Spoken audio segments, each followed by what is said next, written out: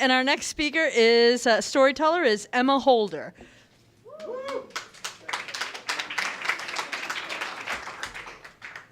Down.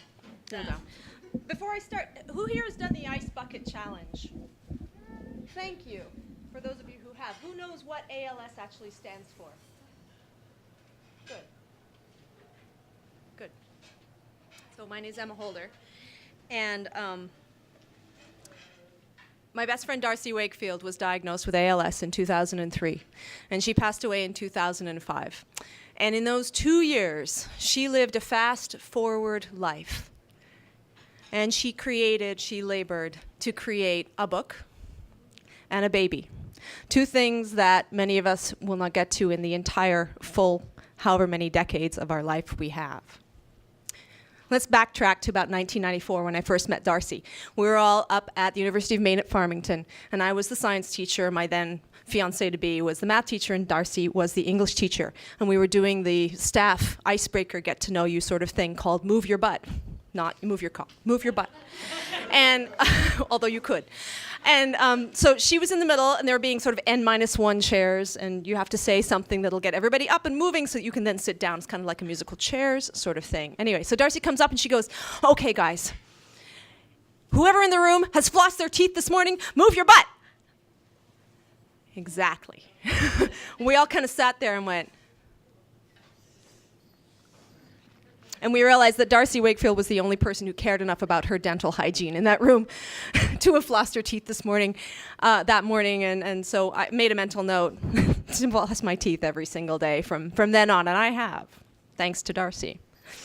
Let's fast forward to 1995. Darcy was an aspiring writer. She went to Emerson, she went to Smith, and she managed to wangle a 5-minute interview with Gloria Childs, the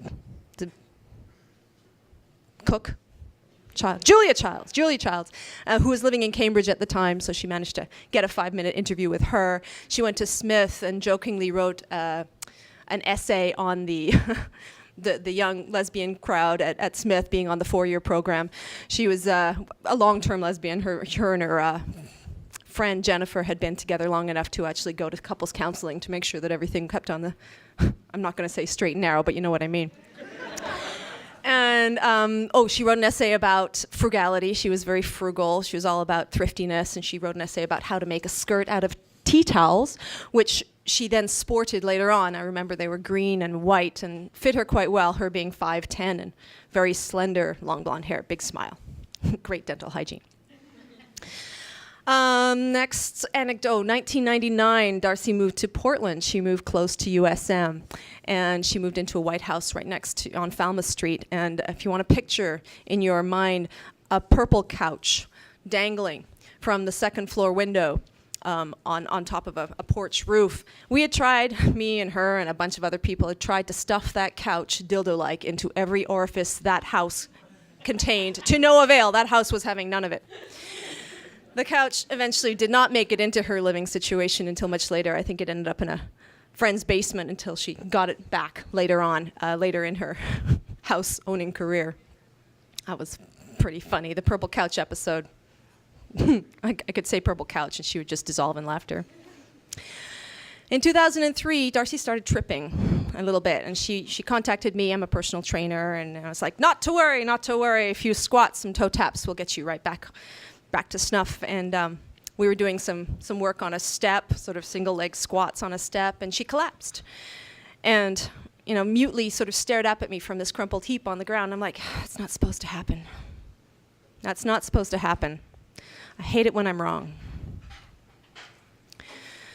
2003 was the year that I discovered that Darcy really wanted a baby. Wanted a baby so bad that she'd put a down payment on a sperm donor number 2091. Apparently you can read all the attributes of these sperm donors. Anyway, she liked 2091. But at the time, she went on an internet dating site and she met Steve Stout, who was a doctor in Colorado.